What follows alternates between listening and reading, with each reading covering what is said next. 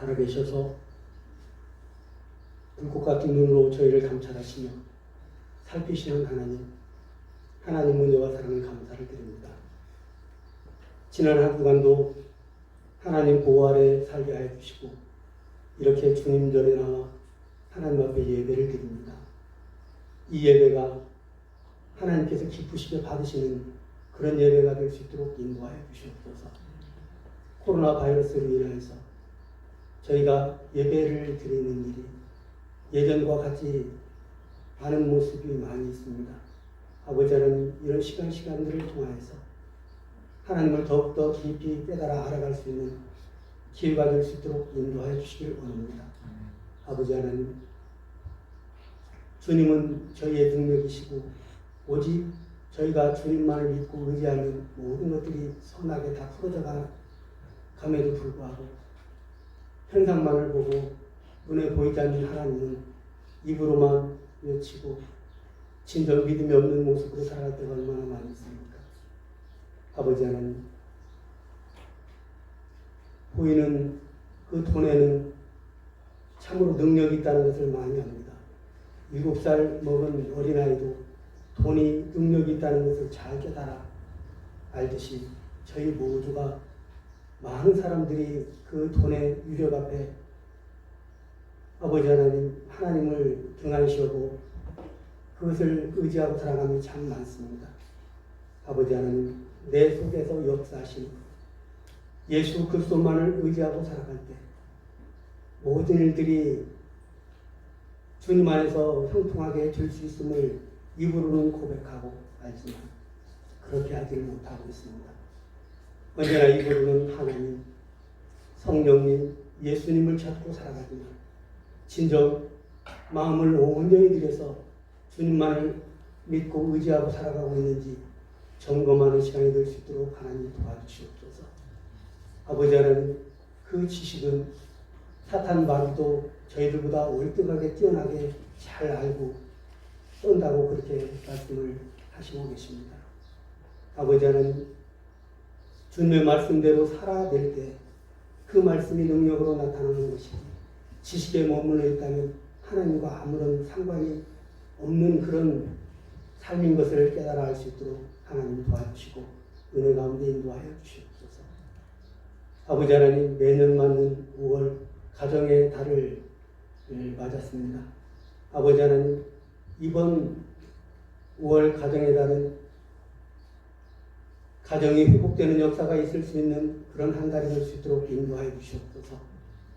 부모와 자녀 간의 그 관계가 아름답게 열려지고 소통이 되어질 수 있는 그런 시간들이 될 수 있도록 인도하여 주시옵소서. 하나님께서 명령하여 주신 대로 내 부모를 공경하고 섬기며 나갈 때 하나님께서 여러 가지 복으로 내려주시겠다고 약속하신 그 복을 누리면서 살아갈 수 있는 저희들 모두가 될 수 있도록 인도하여 주시옵소서. 부부간의 관계가 회복되어 나갈 수 있도록 인도하여 주시옵소서. 결혼할 때 어떤 상황 속에서도 끝까지 지키고 사랑하겠다고 한 그 말을 기억하고 아버지 하나님 뜻에 참으로 합당한 모습으로 살아갈 수 있는 그런 부부의 관계들이 될 수 있도록 인도하여 주시옵소서. 하나님, 의무를 다한다는 그런 마음이 아니라 진정 사랑하는 마음으로 서로를 위하고 또 위하고 사랑하며 살아갈 수 있는 부부들이 될 수 있도록 인도하여 주시옵소서. 형제 간의 관계가 막혀있는 사람들이 있습니까? 그 관계가 풀어져 갈 수 있는 그런 은혜를 베풀어 주시기를 원합니다. 아버지 하나님, 하나님 은혜를 베풀어 주시고 도와주시옵소서. 참으로 남보다도 못한 그런 상황의 삶을 살아가는 사람들이 얼마나 많이 있는지를 모릅니다. 어렸을 때 함께 뒹굴며 살던 그때를 생각하고 회복하여 나갈 수 있도록 하나님 도와주시옵소서. 그리하여서 이번 5월 가정의 달이 하나님께서 기뻐하시는 모습으로 변화되는 역사가 있는 그런 저희들이 될 수 있도록 하나님께서 크신 은총으로 함께하여 주시기를 원하고 기도를 드립니다. 아버지 하나님, 주님 앞에 또한 간절히 간구를 드리는 것은 코로나 바이러스로 인하여서 많은 사람들이 생명을 잃었고 또 많은 사람들이 병들어 있고 그 일로 인해서 많은 상처 가운데 있는 사람들이 얼마나 많이 있는지를 모릅니다. 하나님 은혜를 베풀어 주셔서 능력이 많으신 하나님, 말씀 한마디면 모든 것들이 다 이루어지는 역사를 이루시는 하나님, 홍해 바다도 가르셨던 하나님, 아버지 하나님, 저희에게 은혜를 베풀어 주셔서 이제 그만 되었다, 이제 말씀을 하여 주시기를 원합니다. 아버지 하나님, 그리하여서 이 바이러스가 온전히 소멸되는 역사가 있도록 하나님 은혜를 베풀어 주시옵소서. 이 아버지 하나님, 모든 세상에 속한 권속들이 모두가 다 하나님을 다 의지하고 살았으면 좋겠는데, 아무리 아버지 하나님 이 백성들을 다 죽인다 할지라도 어찌 그 하나님의 뜻을 잘 분별하고 살아갈 수가 있겠습니까? 아버지 하나님, 기도하는 무리들의 그 기도를 아버지 하나님 기억하여 주시고 하나님께서 은혜를 베풀어 주셔서 이 바이러스가 소멸될 수 있도록 역사하여 주시옵소서.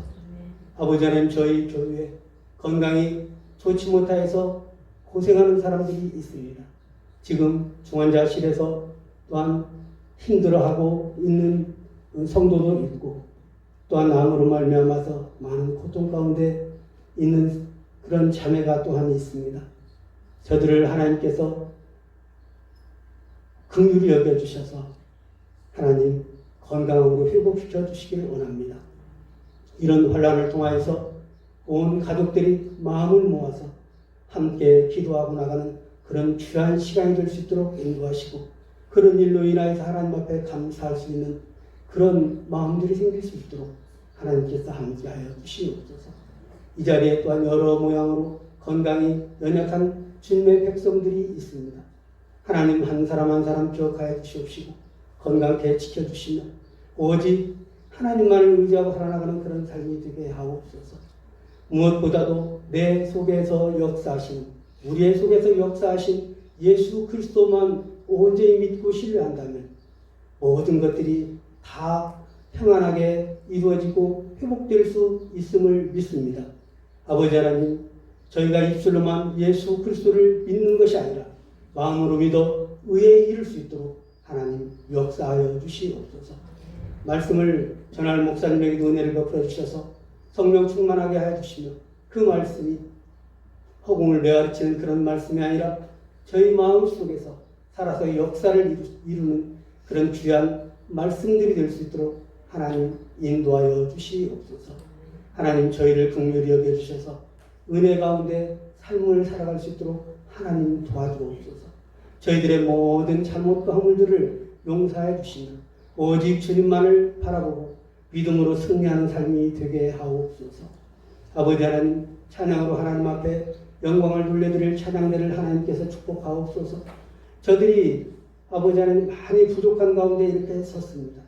하나님 은혜를 베풀어 주셔서 부족한 찬양이지만 하나님께서 기쁘시게 받으시는 그런 찬양이 될 수 있도록 인도하여 주시옵소서. 예배 순서를 하나님께 의탁하고 모든 것들을 하나님을 의지하며 예수 그리스도의 이름으로 기도를 드렸사옵나이다. 아멘. 죄를 사함 그리고 죄를 이김, 두 가지 주제들이 오늘 성경 안에 담겨 있는데 한쪽만 많이 강조합니다.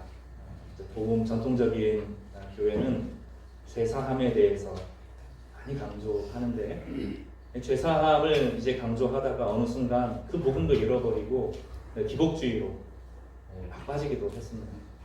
또 한편으로는 죄를 이긴다 이런 개념이 뭔지 잘 모르고 이 땅에 하나님 백성으로 살아가는 것이 무엇인지를 어떤 모습으로 빛과 소금으로 살아간다는 것이 도대체 어떤 모습인지 잘 가르치지 않는 그런 현실입니다. 오늘 본문은 이 죄 사함과 죄 복음이 어떻게 연결되어 있는지를 우리가 가운데 가르치고 또 우리로 하여금 이 두 가지 안에서 어떻게 아름답고 힘있게 살아갈 수 있는지를 가르쳐주는 그런 말씀입니다. 오늘 이 말씀 함께 나누면서 진실로 주께서 우리 죄를 사하시는 능력이 있구나. 그래서 우리의 과거의 진노를 다 끊어버리는 그런 시간이 되기를 바랍니다. 또 실제로 이긴다고 그랬는데 개인적인 죄만 이기는 것이 아니라 사회적인, 윤리적인, 정치적인 이 모든 곳에 하나님의 다스림이 나타나는 것인데 그 하나님의 다스림에 참여하는 것이 어떤 것인지 대단히 영광스러운 것인데 이 은혜를 함께 누리면서 이 코로나 이후에 교회들의 모습이 어떠해야 되는지 함께 생각해 볼 수 있는 그런 시간이 되기를 바랍니다. 지난주에 우리는 기쁜 소식을 좀 들었죠. 드디어 이제 코로나가 우리나라에서 발생되지 않았다. 아직 방심할 단계는 아니고 연휴가 지나봐야 알겠지만 어쨌든 기록상에서 레코드로 우리나라 안에서 코로나가 일어나지 않았다라고 하는 역사적인 일들을 경험하면서 우리가 참 좋은 나라에 살고 있구나 하는 감사의 마음도 갖게 되었습니다. 그러나 우리는 분명히 생각해 보아야 합니다. 뭘 생각해야 됩니까? 코로나 전과 후에 우리가 이 코로나를 통해서 무엇을 배웠는가? 막연하게 흘려버리면 안 되고 실제로 이 코로나를 통해서 하나님께서 우리 가운데 다는 아니지만 우리가 최소한은 배웠던 것들에 대해서는 더 짚고 넘어가야 되고 그리하여서 좀 다른 모습으로 과거와는 좀 새로워진 그런 모습으로 좀 가야 되는 것은 아닌가 생각합니다. 저는 첫 번째로 예배가 무엇이냐를 하나님께서 우리 가운데 물어보셨다고 생각합니다. 전 세계 교회당이 문을 다 닫았습니다. 성당도 문을 닫았고 예배당도 문을 닫았습니다. 그 가운데 우리는 끝까지 버티자 하려고 하면 할 수 있었지만 공적인 예배를 저희도 쉬었습니다. 주일 예배를 쉰 것은 우리만 예배를 드리면 세상에서 지금 어떤 고통이 일어나는지 모르는 거죠. 우리도 이 세상의 일부이고 세상의 하나이고 세상에 고통받는 고통이 무엇인지를 함께 경험하기 위해서 공동체 예배를 공적인 예배를 쉬고 가정 예배를 드렸습니다. 근데 하나님께서 정말로 예배를 원하신다면 공적인 예배를 그렇게 좋아하시고 사랑하신다면 예배를 멈추지 않도록 하셨을 것입니다. 그래서 하나님 우리 전 세계 우리나라 사람들뿐만 아니라 전 세계 사람들에게 단도직입적으로 질문을 던지셨다고 생각합니다. 저는 그 예배가 진짜 예배냐? 그리고 성경에 있는 예배 영과 진리로 드리는 예배 안에서 이웃사랑이 없는 예배가 얼마나 허무한 예배인지를 우리 가운데 가르쳐 주셨고 또 영과 진리가 없이 예배드리는 자신의 이기적인 욕망을 위해서 예배드리는 것이 얼마나 허망한 것인지를 가르쳐 주셨고 이사야서 말씀을 통해서 성전 마당만 밟고 가는 것인데 그런 예배는 이제 구약시대의 예배로 따지면 소를 죽이고 양을 죽이는 예배가 사실 도살에 불과하다라고 반문하셨어요. 우리의 예배는 진짜로 예배처럼 드리고 있는가? 예배를 위해서 준비하는가? 회개의 기도를 드리는가? 하나님께 진정한 경배가 있는가? 직장 상사를 만나도 또 어떤 약속에 있어도 그렇게 나가지 않을 건데 교회 오는 거 지극히 당연하게 생각하고 늦게 오는 것이 너무 일상적이고 준비 없는 모습으로 예배 드릴 뿐만 아니라 우리의 일상의 삶 가운데 이 예배 형식과 더불어서 일상의 삶 가운데 이웃이 내 안에 들어오지 않는 결국 자기의 행복만을 자기의 만족만을 위해 드리는 예배가 정말로 진정한 그리스도인의 예배인가? 하나님 우리 가운데 질문하셨다고 저는 생각을 합니다. 그 질문에 우리는 답을 해야 됩니다. 두 번째로는 신천지 문제입니다. 다른 나라는 모르지만 우리는 신천지 문제에 답을 해야 됩니다. 우리나라 전주 멀리 갈 필요가 없습니다. 전주에 가면 10,000명이 넘습니다. 신천지가. 전주 인구가 65만인데 12,000명에서 3,000명 된다고 그래요. 그럼 60명 중에 1명이 신천지입니다. 근데 그 신천지의 대부분이 젊은 사람들이기 때문에 젊은 사람들 30명 혹은 20명 중에 1명은 신천지입니다. 젊은이들이 모인 20명 중에 1명이 신천지인데 그동안 교회는 뭐 했냐? 성경 공부로 안 된다. 신천지는 성경 공부 운동인데 성경 공부로 안 된다 하고 다른 데에 집중을 한 것은 아닙니다. 하나님 말씀을 정말로 우리가 진지하게 공부했고 그들 청년들이 온전한 인생을 살 수 있도록 말씀을 가르치는 일에 정말 헌신했는가? 우리 시간과 마음과 재정을 투입했는가? 청년 공동체를 위해서 실제로 사람들을 세우는 일에 온 힘을 다했는가? 주님은 물어보셨다고 생각합니다. 거기에 우리는 답을 해야 됩니다. 또 세 번째로는 이 세상의 그 자연의 문제를 하나님께서 우리 가운데 물어보셨다고 생각합니다. 인간이 혹시 바이러스 아닌가? 이런 질문을 던질 정도로 우리는 정말로 무자비한 착취자입니다. 이 시대에 우리는 나중에 하나님 앞에 가서 그 부분에 대해서 반드시 답을 해야 됩니다. 하나님께서 만드신 아름다운 세상을 너희 마음대로 살았는데 그렇게 해도 되는지 마음껏 버리고 마음껏 우리는 지구를 온전히 착취하고 살았는데 그것은 지구의 문제가 아니라 누군가를 죽이는 것입니다. 우리가 함부로 자동차 타고 걸을 수 있는데 타고 다니고 비닐 버리고 쓰레기 버리고 일회용 막 쓸 때 저 인도 사람들은 죽어나간 겁니다. 그 사람의 생명에 대해서 주님께서 물어보십니다. 영원 구원만이 아니라 하나님께서 온 세상의 왕으로 등극하셨다고 요한 에베소서 1장에서 말하죠. 에베소서에서 뭐라고 말하냐면 만물을 그의 발 아래 복종하게 하시고 그를 만물 위에 세우신 주님께서 교회의 머리시다. 이렇게 에베소서 1장 22절에서 이야기하면서 교회는 세상을 책임져야 되는데 세상을 보호해야 되는데 그렇게 살았는지 주님께서 우리에게 물어보신다고 생각합니다. 최소한의 이 세 가지에 대해서 저희가 답을 해야 됩니다. 진정한 예배를 드리고 있는가? 이웃사랑이 내 삶에 실제로 존재하는가? 나의 이기적인 욕망을 위해서 예배드리고 있는 건 아닌가? 하나님은 알라딘의 하나님, 아니면 무서운 진노의 하나님처럼만 생각하여서 교제가 없는, 사귐이 없는 예배를 드린 것은 아닌가? 주님께서 우리 진지하게 물어보신다고 생각합니다. 신천지 어떻게 할 겁니까? 주님께서 분명히 질문을 던지셨는데 이대로 두면 신천지가 사라진다고요? 천만의 말씀입니다. 교회는 사라져도 신천지는 그런 식으로 사라지지 않습니다. 철저하게 논리적으로 가르치고 배우고 한 세대를 지난 그 집단이 줄어들지 않을 겁니다. 잠깐 줄었다고 착각하면 우리가 교회에서 청년들을 세우고 가르치고 하는 일에 온 힘을 다하고 기도하고 말씀으로 준비시키지 않으면 다음 세대에 외적으로는 밀릴 겁니다. 우리는 여기에 답을 해야 된다고 생각합니다. 그럼 그 답이 도대체 어디서 찾을 수 있습니까? 우리는 이런 질문들에 대해서 하나님께서 우리 가운데 던진 이 시대의 질문들 앞에서 우리는 어떻게 돌아가야 합니까? 하나의 길밖에 없습니다. 예수님이 누구신지를 밝히 아는 수밖에 없고 예수님 안에서 교제하면서 예수님이 우리 가운데 주시는 생명을 경험해야 되는 것입니다. 주님이 우리 가운데 주시는 생명을 붙들고 살아가지 않으면 우리 안에 생명이 없으면 외부가 아무리 약하고 강하고 문제가 아니라 내 안에 예수가 살아 역사하지 않으면 내 안에 예수님으로 인하는 그 기쁨과 생명이 없으면 남 탓할 수가 없는 겁니다. 결국 우리 안에 사그러뜨리는 그런 시간을 경험하게 될 것입니다. 사랑하는 성도 여러분, 아직 우리에게 기회가 있습니다. 하나님께서 이 땅에 코로나를 종식시키시면서 아직 기회가 있다고 말씀하시는 것처럼 들렸습니다. 아직 기회가 있습니다. 하나님께서 이 땅의 교회들을 통하여서 일하도록 요구하신다고 생각합니다. 관원상제 이게 교회가 아니라 예수님 안에서 생명을 누리는 것이 복음입니다.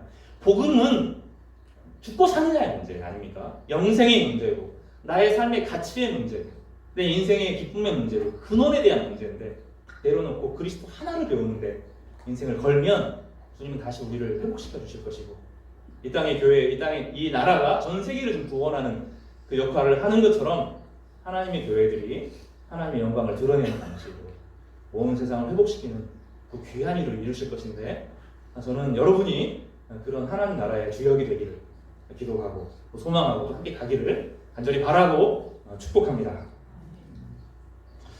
갈라디아서에서는 죄가 진노를 불러일으키는 것, 하나님의 진노를 불러일으킨다라고 말하고 이 약한 시대의 세력에 의해서 지배되게 하는 이 두 가지 성격에 대해서 가르쳐 줍니다. 따라서 해볼까요? 죄는 한번 크게 죄는 내가 무엇인가 잘못했다. 그것이 아니라 내가 누군가에게 잘못했다. 이렇게 말해야 하는 거죠. 성경에서 말하는 죄는 항상 관계적입니다. 누군가에게 잘못했다라는 것은 내가 누군가의 인격에 영향을 끼쳤고 누군가의 삶의 고통을 가져왔고 아픔을 가져왔다는 것입니다. 죄는 늘 관계입니다. 그래서 윤리적으로 내가 딱 착하게 살아야지 각오와 결단으로 되는 것이 아니라 그 관계를 회복하지 않으면 죄는 힘으로 남아있습니다. 그래서 결단과 각오보다 더 중요한 것은 내가 지은 죄의 대상을 기억하는 것입니다. 살인하지 말라 주님께서 말씀하셨는데 살인하지 말라는 것은 내가 살인을 했다라는 문제가 아니라 내가 누군가를 죽였다는 것입니다. 누군가 나 때문에 누군가 그 사람 때문에 생명을 빼앗겼고 그 사람 때문에 가정이 파괴되었다 그런 말입니다. 그 사람의 살아가야 될 아름답게 살아가야 될 인생 전체를 누군가가 빼앗았다는 말입니다. 간음을 했다. 요즘에 결혼 문제 아주 심각해지고 부부의 세계 이런 거 보면 안 됩니다. 왜냐하면 우리나라 정서도 아니고 재미로 보지 마십시오. 여러분. 우리나라 정서가 아닙니다. 영국에 있는 귀족 사회 이야기 러시아의 귀족사회에 우리나라 사람으로 바꾸면서 너무나 자연스럽고 불륜이라는 게 너무나 자연스럽고 이혼이 너무 자연스럽고 바람 피는 게 이런 게 좋지 않습니다. 왜냐하면 바람을 피웠네 복수했네 이런 문제가 아니라 누군가가 바람을 피웠다라는 게 아니라 누군가 인생을 빼앗았고 그의 가정을 빼앗았고 그의 자녀들의 행복을 망쳤다라고 이해해야 됩니다. 도둑질하지 말라라고 말씀하셨는데 그것은 그 사람이 누릴 행복의 권리를 빼앗았다라는 겁니다. 그리고 이 대상들은 사실은 하나님이라고 하는 보호자를 가지고 있다는 것입니다. 성경에서 우리 하나님께 이야기해야 되는 이유는 그 모든 희생자의 피해자의 아버지인 하나님을 무시했다는 것입니다. 그래서 모든 죄는 그 대상에게 지은 죄이고 그 대상의 보호자이신 하나님에게 지은 죄입니다. 다시 이야기하지만 일회용기를 쓰고 버리는 것. 내가 일회용기를 버렸네? 내가 도덕적으로 잘못했대. 이게 아니라 이것들이 누군가의 생명을 위협하고 있네. 그렇게 받아들여야 됩니다. 그래서 그 아픈 사람의 상황을 생각해 보아야 돼요. 인도네시아의 그 해안에 어떤 일들이 일어나는지 보아야 하는 것입니다. 집에서 쓰레기를 버리려고 하면 한번 여러분 일회용 쓰레기 한번 버리려고 한번 나가보시면 얼마나 많은 쓰레기가 있는지 상상도 못하죠. 하루에 여러분이 버리는 그 수많은 것들이 얼마나 많은 사람들을 위태롭게 하는지 한번 생각해 보시기 바랍니다. 다 석유에서 나옵니다. 그걸 가공하기 위해서 불을 피우고 공기를 오염시킵니다.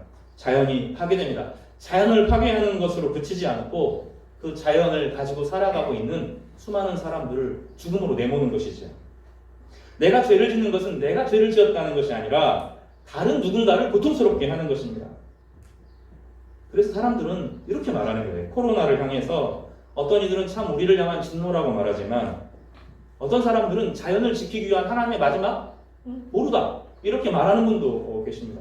공기가 얼마나 맑아졌는지 동물들이 얼마나 뛰어노는지 그 바다의 빛이 어떻게 돌아왔는지를 살펴보면 틀린 말이 절대로 아닙니다. 멕시코 한 해안의 그 회복된 환경을 보면서 우리가 어떻게 살았는지를 뼈저리게 경험하게 되었습니다. 죄는 대상이 있습니다. 성추행 문제가 막 불거집니다. 욕망을 억제하지 못했다 그렇게만 생각하고 내가 욕망을 억제하고 착하게 살아야지 그 문제가 아니라 내가 그렇게 함으로 말미암아서 그 사람이 그 아버지 어머니가 얼마나 고통스러워할 것인지 그 사람이 살아가야 될 한 인생이 얼마나 망가졌는지를 생각해 보아야 하는 것입니다. 그 관계를 생각하지 못하면 성경을 이해하지 못하는 것이죠. 누군가의 가족이며 그 인생을 아름답게 가꾸어 갈 수 있다는 것을 무시하는 것이 이것이 죄입니다. 이천에 이번 주에 불이 났습니다. 가슴이 얼마나 아팠는지 모릅니다. 샌드위치 판넬이 문제라고 그래요. 법에 의해서 겉은 말짱하게 안 타는데 그 안에 들어가 있는 것이 절연제가 아니어서 그 가스로 사람들이 급하게 죽었다는 것입니다. 이게 남의 얘기가 아니라 저희 교회 성도님들 중에 성도님들 작년에 그렇게 돌아가실 뻔한 적이 있기 때문입니다. 그 법을 어겼다 이 문제가 아니죠. 몇 번의 경고가 있었으면서 그 법을 어긴 것이 아니라 누군가의 생명과 가족의 행복보다 내 돈을 더 중요하게 여기는 것입니다. 죄는 누군가를 파괴하는 것입니다. 그 죄를 지어서 하나님께 혼나기 위해서 죄를 안 짓는다. 이거는 정말로 초보 단계, 어릴 때 배우는 단계죠. 무서운 하나님이 내가 죄를 지면 벌 준다. 여기서 시작하는 것이 아니라 누군가를 사랑하지 않는 것입니다. 그래서 성경은 율법의 마침을 사랑이라고 말합니다. 사랑이 없는 율법은 이 죄인 것이죠. 진정한 율법, 진정한 하나님께서 뜻을 원하시는 것은 사람을 사랑하고 내가 하는 행동들이 어떠한 결과를 가져올 것인지에 대해서 깨달아보는 것이죠. 깊이 묵상하는 것입니다. 거기에서 그 사람에 대한 애정으로 대하는 것이죠. 인도네시아에 그 물고기가 많이 잡히는 한 지역이 있었습니다. 그런데 어느 날부터 물고기가 잡히지 않습니다. 그리고 어느 곳에 그 근처에 쓰레기 더미가 막 쌓이기 시작합니다. 자기가 사는 섬보다 더 큰 쓰레기 섬이 생겼습니다. 물고기를 잡았는데 다 미세 플라스틱에 오염되어 있습니다. 다 누가 한 겁니까? 우리가 그 사람들을 사랑하지 않은 겁니다. 내가 버린 게 아니라 그 사람들을 무시한 겁니다. 그리고 그 사람들이 하나님께서 이 땅에 보내실 때 그 사람도 행복할 권리를 갖도록 태어난 거거든요. 그 행복할 권리를 우리는 무시한 거죠. 우리는 자발적으로 지켜야 돼요. 멈추지 않으면 우리는 수많은 사람들을 고통스럽게 할 것입니다. 그래서 오늘 본문은 죄를 사했다라고만 붙이지 않고 뭐라고 말해요? 갈라디아서 1장 4절에 보면 뭐라고 말하냐면 이 악한 세대에서 우리를 건지시기 위해서라고 표현합니다. 죄를 계속하는 것의 목적은 이 악한 세대에서, 이 악한 세상의 방식에서 다른 사람을 아프게 하고 괴롭게 하는 것에서 건져내는 것, 하나님과의 온전한 관계의 회복을 통하여 세상을 이기도록 우리를 부르셨다고 성경은 우리가 이야기하는 거예요. 그래서 기도가 중요합니다. 기도 없이, 기도도 이 건강한 기도 없이, 정상적인 기도 없이 이기성을 벗어날 수 없습니다. 사람은 안 됩니다, 그게. 내가 오래 묵상하고 생각해서 이기성을 벗어나서 이게 안 돼요. 사람은 그게 안 돼요. 기도 안 하면 이기적이 돼요. 기도 없이 살아가는 사람이 결국은 결정적인 순간에 자기가 딱 생긴다는 거죠. 그러나 저는 기도 많이 하는 사람의 약점도 잘 알아요. 제가 본 가장 기도 많이 하는 사람들, 제 머릿속에 제 인생에서 가장 기도 많이 하는 사람은 다미성교회 사람들이었고, 지금 시대에서 가장 기도 많이 하는 사람은 신천지입니다. 이 땅의 교회들 가운데 아주 중요한 교회들, 그러나 세상이 그 교회로 하여금 등을 돌리게 만들었던 몇몇 중요한 교회들이 있어요. 성적 범죄로 인하여서 무너진 여러 교회들 특징이 기도 많이 하는 교회들이었습니다. 그러니까 기도를 안 하면 이기적이 되고 하나님의 질서에서 벗어나게 되는데, 건강하지 않은 기도를 하면 더 못되지는 거예요. 얼마나 기도가 어려운지 모릅니다. 기도는 배워야 되고 주님과 사귀어가는 방식이 아니면 생명을 누리지 못하고 하나님의 은혜를 경험하지 못하고 하나님의 진리를 따라 살아가지 못하고, 그러나 기도의 방향이 잘못되면 어김없이 망가지는 것이, 이 기도가 타락하면 그 사람만큼 악하고 무섭고 저열하고 비열한 사람이 없어요. 철저하게 이기적인 사람이 되는 것이 이 기도의 악함이에요. 기도의 타락만큼 세상이 무서운 것은 없는 것입니다. 여러분, 천국은 열려 있어요. 주님 앞에 열려 있고 어느 누구나 다 올 수 있는데 우리는 그렇게 쉽게 그 나라에 들어가지를 못해요. 왜냐하면 내가 그것을 거부하기 때문입니다. 사랑하는 성도 여러분, 욕망을 잘 억제하고 그도로 죄를 이길 수 없습니다. 그래서 내 윤리와 고백과 다짐이 아니라 하나님과의 관계의 회복이 필요하고 주님 앞에 죄를 고백해야 되는 거예요. 내가 바르게 살아야 되겠다 각오하고 결단하고 막 이런 방식이 아니라, 주님, 제가 문제가 있습니다라고 주님과의 관계를 회복하고, 주님과 내가 관계가 회복돼서 주님의 은혜가 내 안에 임하고 주님과 바른 관계에 있을 때 내 안에 기도가 온전해지는 거고, 온전한 기도가 자라면서 열매 맺는 삶을 살아가게 되는데, 그 방법밖에 없어요. 천국이 들어가는 길은 그 방법밖에 없어요. 안 돼요. 못 가요. 예수님 믿으면 다 가네. 그게 예수님 믿는 거예요. 죄송하지만 못 가요.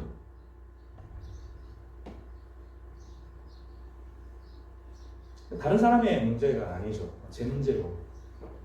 이 땅의 교회를 생각하는 아픔의 제 문제죠. 얼마나 돈 가지고 자랑하고 예수님 믿었더니 이렇게 성공했더라. 그거 아니라고요. 오늘 본문에 보면 로마서에 넘어가면 로마서 8장이 뭐라고 말하냐면, 환난이나 비근이나 당할 수 있다는 거예요. 내가 병도 걸릴 수 있다는 거예요. 내 안에 엄청난 어려움들이 생겨서 다 부서질 수 있다는 거예요. 근데 그것이 하나님의 사랑하고 상관없다는 거예요. 그런 거 다 없어도, 그렇게 어려움과 힘든 일이 경험해도 내 안에 하나님의 사랑만 부어진다는 거예요.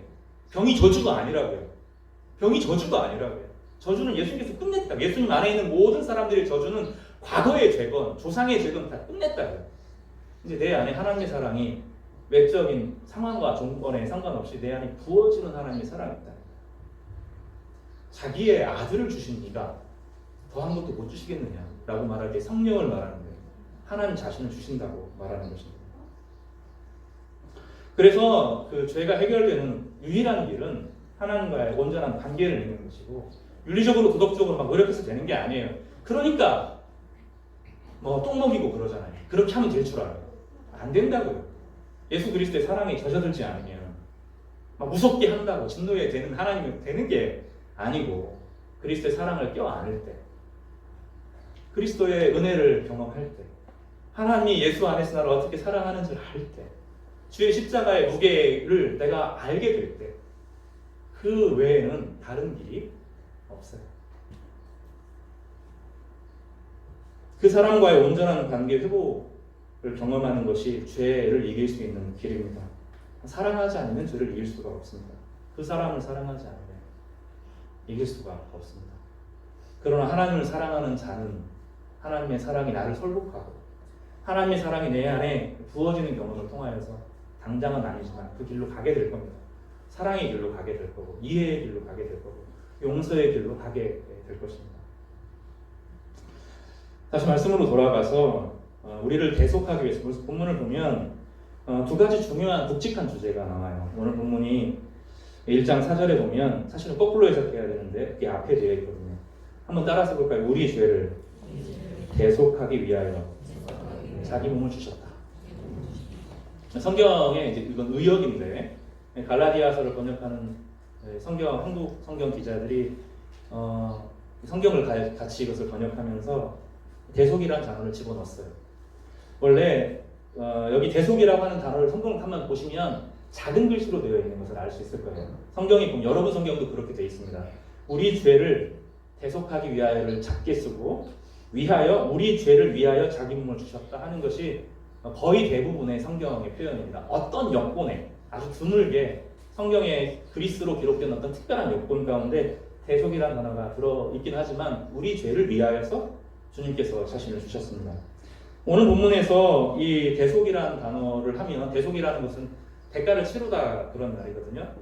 좀 오늘 본문이 좀 성경이 좀 해석되어야 될 필요가 있기 때문에 진중하게 이야기하겠습니다. 다른 것까요? 대가를 치르다. 다시요. 대가를 치르다.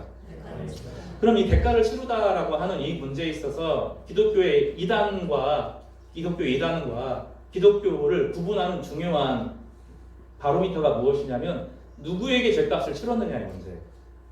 누구에게 죄값을 치렀느냐. 인간이 죄를 지었는데 왜 죄값을 치러야 되고 그리고 만약에 의지나 윤리로 된다면 가고 결단하면 되는데 왜 우리는 스스로 구원하지 못하고 대속의 구원을 얻을 수밖에 없는가를 성경은 질문해요. 여기서 대속이라고 하는 단어는 죄값을 치르다. 누군가가 대신해서 죄값을 치르다라는 것입니다. 어떤 사람이 빚을 많이 졌는데 다른 사람이 와서 그 빚을 다 갚아준 걸 말해요. 어떤 사람이 1,000,000원 빚을 졌는데 어떤 사람이 1억을 가지고 와가지고 이 사람 거 다 변제해라. 요게 대속입니다. 그러면 누가 누구에게 빚을 지었고 누구에게 죄값을 치르느냐의 문제입니다. 여기서 딱 갈려요. 한 이단에 우리나라도 그런 이단인데 2000년 된 이단이에요. 작은 이단이 아니라 영지주의라고 하는 이단들의 경험에서는 뭐라고 부르냐면 인간이 죄를 지으면 사탄의 노예가 된다는 거예요. 맞기도 하고 틀리기도 합니다. 그게 근데 하나님의 주권 아래에 매여 있고 하나님은 여전히 그 사람에게 인격을 주셔서 스스로 행동하고 결정하고 책임질 수 있도록 하셨어요. 예를 들면 모든 죄인이 마귀가 움직인다고 그대로 다 움직이는 것은 아니에요. 그렇지 않아요? 귀신 들린 사람은 제한적이죠. 그러나 모든 사람들의 세계관과 가치관 가운데 영향을 미치도록 되어 있다는 거죠. 그래서 사람은 자기가 아무리 노력을 해도 선한 일 자체를 알 수도 없고 깨달을 수도 없고 할 수도 없다라고 주장하는 것이 이단이에요. 인간의 양심은 그렇지 않아요. 기독교 2000년 역사 가운데 그렇게 말하지 않았어요. 인간의 무기력함은 그런 말이 아니에요. 감각이 있고 희미한 본성 안에서 하나님을 찾아갈 수 있다고 기독교는 가르쳤어요. 그래서 뭐라고 말하냐면 사람이 죄를 지었으니까 사탄의 노예가 되어 있는데 그래서 예수님이 죽으셔서 사탄에게 예수님을 넘겨야 된다는 거예요. 따라서 볼까? 이것이 이단이다. 아니에요. 성경은 그렇게 말하지 않아요. 성경 처음에서부터 끝까지 단 한 번도 인간이 사탄의 노예이고 그래서 예수님을 사탄에 넘겨줘야 된다. 한 곳에도 없어요. 한 곳에도 없어요. 뭐라고 표현하냐면 오늘 본문에서 이야기는 로마서를 보아야 되는데 로마서 5장 9절과 10절을 좀 보시기 바랍니다. 찾아서 좀 읽어봐야 됩니다.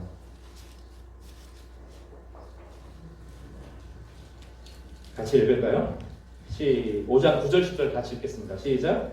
그러면 이제 우리가 그의 피로 말미암아 의롭다 하심을 받았으니 더욱 그로 말미암아 진노하심에서 구원을 받을 것이니 10절이요. 곧 우리가 원수 되었을 때 그의 아들의 죽으심으로 말미암아 하나님과 화목하게 되었은즉 화목한 게 된 자로서는 더욱 그의 살아나심으로 말미암아 구원을 받을 것입니다. 이게 갈라디아서 로마서의 정리 핵심 주인 구절인데 사탄이 아니라 누구에서부터 구원을 받아요? 누구에게서부터 구원을 받아요? 무엇으로부터 구원을 받아요? 따라서 그러니까 하나님의 진노, 하나님의 원수됨. 다시 하나님의 원수됨. 사탄의 노예가 되어 있는데 자발적인 노예입니다. 내가 사탄을 인정하는 만큼 노예가 되는 것이지, 사탄이 막 우리를 좌지우지하면서 우리 인격까지 막 흔들면서 우리를 막 이끌어가는 그렇게 큰 존재가 아니라고요. 성경은 구원은 그렇게 말하지 않고 하나님의 진노하심에서 건짐을 받는 거예요. 김기동 베레아 이런 게 귀신론 주장하는 사람들, 영적 세계 막 이렇게 이야기하는 그것들을 성경에서는 안 받아들여요. 제한적으로 있을 뿐이라고 말하죠. 진정한 구원의 핵심은 하나님의 진노하심에서 구원을 받는 거예요. 왜 그러냐 하면 아까 말씀드렸던 말입니다. 인간이 죄를 지으면 누군가에게 죄를 짓는 것이고 그 보호자가 있어요. 그 보호자가 있고 하나님이에요. 하나님이 온 인류를 보내시고 이 땅에 모든 사람들을 보내실 때 누구나가 행복할 권리를 가지고 살아가도록 하셨어요. 누구나 자신만의 아름다운 인생을 살도록 하셨어요. 그러나 인간은 자신의 이익을 위해서 그 사람의 행복을 쉽게 여기고 자신의 이익을 위해서 그 사람의 행복을 쉽게 파괴하고 법과 제도와 질서를 자신의 이익을 위해서 만들어가는 방식으로, 기득권을 유지하는 방식으로 살아가요. 힘을 가지면 가질수록 그래서 부자가 천국에 가기 어렵다고 주님은 말씀하는데, 우리의 모든 죄는 사람에 대한 죄이고 누군가의 인격을 파괴하는 것이고 그들을 보내신 하나님을 거스리는 거예요. 우리의 모든 죄는 하나님을 거스리고 하나님에게 속한 자연의 것이고 하나님이 만물의 주인이시고 보호자이신 바로 그 사람들의 죄예요.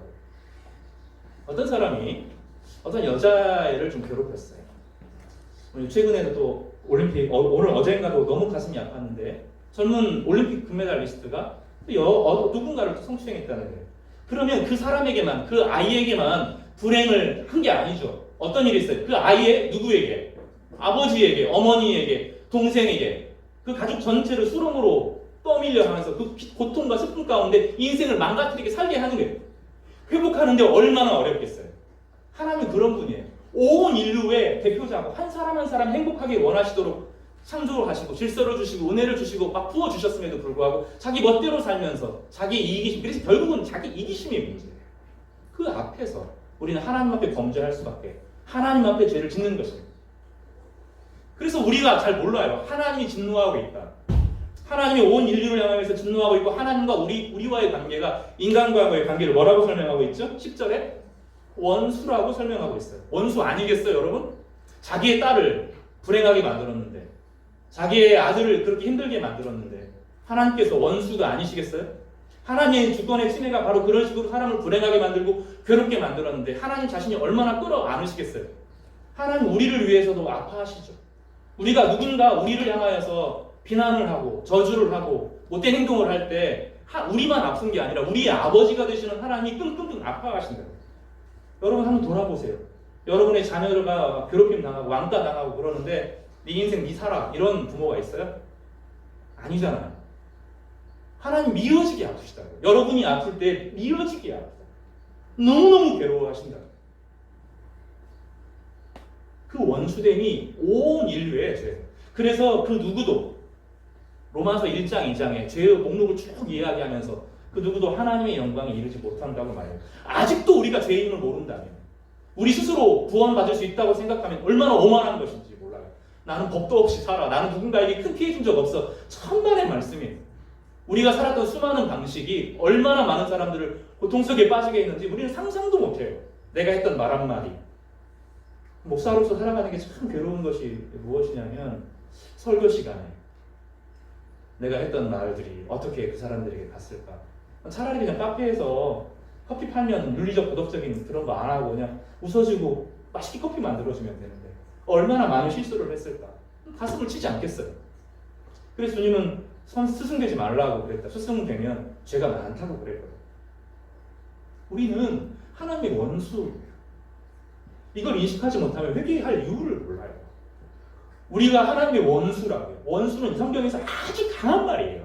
그냥 원수다, 미워한다 그런 게 아니라 자기 아들을 죽일 만큼 그 사람을 대하는 방식이에요. 하나님이 온 인류의 아버지가 되시는데 너무너무 아파하시는 존재로 우리를 부르셨다. 진노, 오늘 본문을 보십시오. 진노, 원수 이런 말이죠. 그런데 하나님께서 어떻게 하셨다고요? 우리 죄를 위하여, 대속하기 위하여 그 하나님의 진노를 만족시키기 위해서 다른 방식이 아닌 누구를 옆에 두었다고요? 예수 그리스도를 주셨고 예수 그리스도는 자기의 자발적인 뜻을 따라서 자기를 주셨다고. 자기를 버리셨다고. 자기를 포기하셨다고. 그러니까 온 인간의 죄보다, 온 우주보다 더 크신 하나님께 예수께서 내가 책임진다. 내가 하나님의 모든 진노를 대신 맡겠다. 하고 하나님과의 관계를 단절하면서 십자가에서 죽으셨다. 다른 거 앞세우면 똑같아지는 거예요. 윤리 도덕 앞세우면, 막 무슨 훈련 앞세우면 똑같아지는 거예요. 훈련으로 그리스도인이 안 돼요. 그리스도의 사랑이 부어지지 않으면 그리스도인으로 만들어질 수가 없어요. 내가 하나님 앞에 원수라는 것을 자각하지 못하면서 구원을 경험한다? 천만의 말씀이 내가 도덕적으로는 잘못했지. 이렇게 생각하지. 진짜 하나님의 은혜가 없이는 내가 안 된다라는 얘기를 우리는 못한다고요. 그 깊은 자각, 죄성에 대한 자각, 내 안에 얼마나 깊은 이기심으로 수많은 사람들을 향하여서 그런 못된 짓을 했는지에 대해서 하나님을 얼마나 아프게 했는지를 자각하지 못하면 회개할 수 없고 십자가가 안 커요. 그러니까 도덕 윤리 안에서 살아요. 아, 저놈 나쁜 놈, 저놈 착한 놈 구별하면서 나는 걔보다 좀 낫네. 이 수준에서 살아가는 것이 우리의 모습이라고 성경은 말합니다. 그래서 예수님의 이야기를 하면서 자기를 버려서 하나님의 뜻을 따라 자기가 하나님의 진노를 당했다. 그것이 성경은 십자가라고 이야기해요. 십자가는 단지 육체적인 고통이 아니라 하나님의 저주를 받는 거예요. 예수님께서 가장 사랑하는 온 우주를 창조하신 그 하나님의 영원한 아들이 저주를 받은 사건이 십자가의 사건이에요. 그 엄청난 사건을 경험하지 않으면 우리는 그리스도인 될 수 없습니다. 내가 하나님의 원수라는 것을 자각하지 못하고 살아가면서 그리스도인으로 거듭나거나 태어날 수 없어요. 성경은 그 부분에 대해서는 한 발짝도 물러서지 않아요. 그래서 어떻게 말하죠? 돈으로도 못 가요. 어릴 때 우리 배웠어요. 돈으로도 못 가요. 하나님 나라. 힘으로도 못 가요. 하나님 나라. 착해져도 못 가요. 하나님 나라. 못 가는 거예요, 그거. 내가 남보다 착한 걸로 안 된다. 그리스도의 은혜가 부어지지 않으면, 주님의 저주가, 하나님의 저주가 그리스도에게 부어져서 대속하지 않으면. 그래서 갈라디아서 1장 4절은 위대한 복음의 선언입니다. 그리고 바로 우리를 위해서 누가 대신했다고요? 대신했다고요? 예수님께서 대신했다고 말해요. 요한복음 1장 18절을 좀 읽어보겠습니다.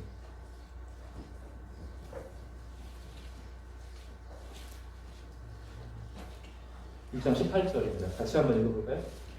같이 시작. 본래 하나님을 본 사람이 없으되 아버지 품속에 있는 독생하신 하나님이 나타나셨습니다. 하나님과 예수님과의 관계를 품 안에 안긴 아버지와의 아들과의 관계를 설명하고 있어요. 무엇을 염두에 두고 있냐면, 저도 기억을 하거든요. 제 아이를 제가 품 안에 안고 있을 때, 지금은 그렇게 안 안겨요. 징그럽다고 막 이렇게 가라 그러죠. 아이를 이렇게 안을 수 있을 때 그 친밀감을 기억해요. 부모는 어떤 의미로 요한복음을 쓰고 있냐? 여러분 잘 들으세요. 여러분 혼내있는 설교가 아니에요. 그러려고 하는 게 아닙니다. 요한복음 1장은 독생하신 하나님을, 유일한 아들, 한 분 아들인 하나님 품에 안고 있을 만큼 크신 하나님의 아들을 죄의 대가로 하나님의 진노를 대신하는 결과로 우리를 그렇게 안으신다는 것을 염두에 두고 있어요. 저주받고 심판받고 죽어야 될 인간을, 아들을 놓으시고 남을, 버려진 죄인들을 끌어안고 내 아들, 내 독생한 아들, 이렇게까지 가깝게 하긴다고 설명을 합니다. 그래서 자녀라는 단어가 어떻게 나오냐면 그 11절과 12절에 보면 자기 땅에 오매 자기 백성이 영접하지 아니하였으나 영접하는 자 곧 그 이름을 믿는 자들에게는 누가 되는 권세? 하나님의 자녀가 되는 권세. 그러니까 독생하신 아들과 예수 그리스도를 바꾸어서 그 아들을 어떻게 해요? 하나님의 아들 되도록 하셨다는 거예요. 그래서 로마서에서는 뭐라고 말하냐면, 로마서 5장 5절에 이렇게 말해요. 소망이 우리를 부끄럽게 아니함은 우리에게 주신 성령으로 말미암아 하나님의 사랑이 우리 가운데 어떻게 됐다고? 부은 바 되었다.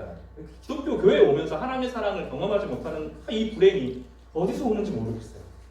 왜 하나님의 사랑을, 예수님 안에 있는 이 하나님의 사랑을 무엇이 가로막고 있는지 모르겠습니다. 그리고 로마서에서 뭐라고 말하자면 화목하게 했다. 이 평화를 넘어서는 단어입니다. 보통 평화를 주신다, 화평을 주신다라고 말하는데, 화목이라는 것은 가족관계를 말하거든요. 아버지와 아들 관계의 완전한 회복, 이것을 화목이라고 표현하는데, 우리를 화목하게 하셨다 이렇게 표현합니다. 로마서 8장 31절은 이 갈라디아서를 추석하면서 이렇게 정리합니다. 하나님이 우리를 위하시면 누가 우리를 대적하리요? 이렇게 표현해요. 다시 한번 해볼까요? 하나님이 우리를 위하시면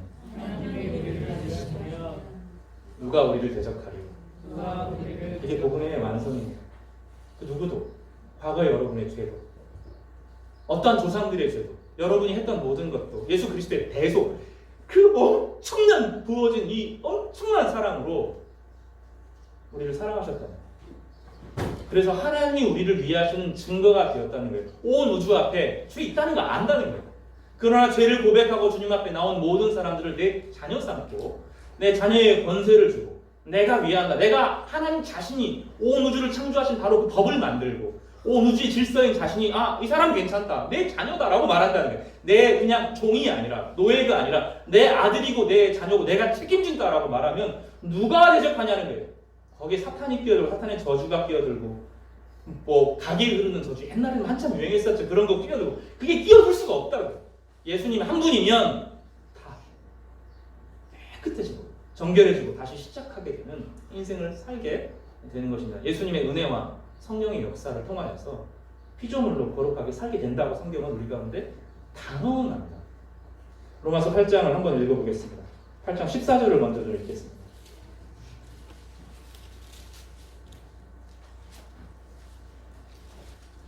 같이 읽어볼까요? 시작. 무릇 하나님의 영으로 인도함을 받는 사람은 곧 누구요? 하나님의 아들이, 독생하신 아들 넘어서 이제 우리가 하나님의 아들이 되는 거죠.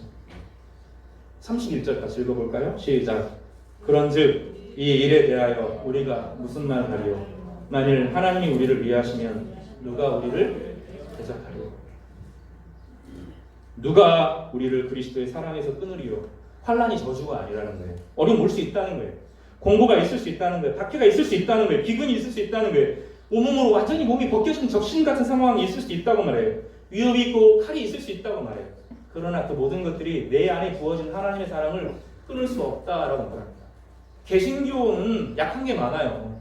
일시된 어떤 조직체가 있는 것도 아니죠.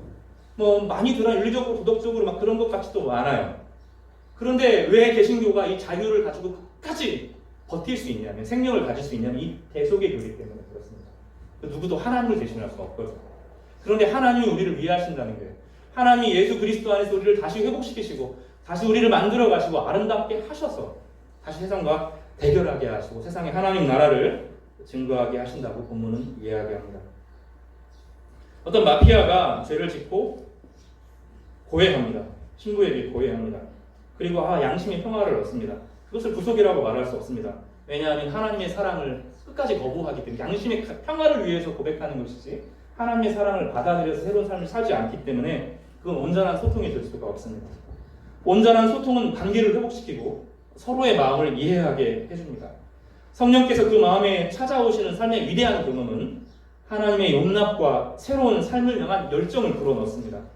죄 용서의 고백은 그래서 반드시 공평과 공의의 하나님을 발견하게 하고 나를 사랑하신 하나님의 영광 가운데 다른 이의 행복이 얼마나 중요한지 내 안에 사무치게 나를 사랑하신, 나를 내 아무것도 무가치하다고 생겼던 죄인인 나를 하나님께서 사랑하셨다는 그 은혜의 감각이 다른 사람을 향하여서 공평과 공의로 나아가게 되는 것인데, 은혜가 공평과 공의를 만들어냅니다. 은혜와 공의는 같이 서게 되는 두 기둥으로서 자리를 잡게 되고, 사랑은 자유를 통해서 다시 완성되고 자유는 다시 사랑으로 향하여서 나아가게 되는, 우리로 하여금 새로운 몸을 세워가도록 만들어 가십니다. 그래서 이 대속의 구원은 세상에서 건지시는 구원이 되기도 합니다. 우리를 바로 그곳에 보내셔서 세상을 변화시키고 세상을 치료하는 그 일들을 맡기시는 복음의 역할이 이 안에 함께 수행되기 때문입니다. 사랑하는 성도 여러분, 오늘 본문이 신박하지만 우리에게 참된 자유를 주는 본문입니다. 우리가 인정해야 됩니다. 잘못했다 인정하고 패배를 인정하고 실수를 인정하고 자신이 하나님과 원수되고 진노의 자녀임을 인정하고 윤리와 도덕의 차원을 넘어서서 하나님 앞에 하나님이 아파하시는 그 아픔의 대상이 바로 나였음을 고백하고 주님 앞에 나아가면, 죄를 고백하면, 그래서 고백이 그렇게 힘이 있는 거예요. 주님을 상대하며 나를 상대해 주신 주님 앞에 서면 주님은 무가치하다고 여기시지 않고 우리의 고백을 있는 그대로 받아주셔서 우리로 하여금 하나님의 자녀로서의 새로운 인생을 시작하게 하시는 것입니다. 성도 여러분에게 이런 새로운 출발이 있기를 바랍니다. 하나님의 은혜를 마음 깊은 곳에 기꺼이 껴안고 그 사랑으로 나아가는 성도 되시기를 간절히 축복하고 바랍니다. 예수님의 이름이, 예수님의 권능이 여러분의 삶 가운데 나타나기를 축원합니다. 기도하겠습니다. 바울이 다른 복음은 없다라고 천사들도 그 누구도 예수 그리스도의 위대한 복음 앞에 설 수 없다고 말씀하여 주셨는데, 하나님 오늘 이 복음을 다시 들으며 저주의 대상, 진노의 대상, 멸망받아야 마땅할 대상에서부터 자유를 얻고 하나님의 독생하신 아들처럼 큰 친밀감을 누리도록 우리를 복주시는 하나님을 고백하고 예배하고 경배하고 찬양합니다. 주님, 저희 경배와 찬양을 받아주시고 하나님께서 우리 가운데 던져주신 질문에 성실 성의껏 반응하고 하나님의 영광 가운데를 회복할 수 있는 저희가 되게 하여 주시옵소서. 주님을 깊이 묵상하는 가운데 성령의 위로를 누리게 하시고 하나님의 아버지 되심을 고백하는 무한한 사랑의 자녀들이 될 수 있도록 주께서 우리 성도들에게 은혜를 베풀어 주시옵소서. 예수님의 거룩하신 이름으로 기도드렸습니다. 아멘.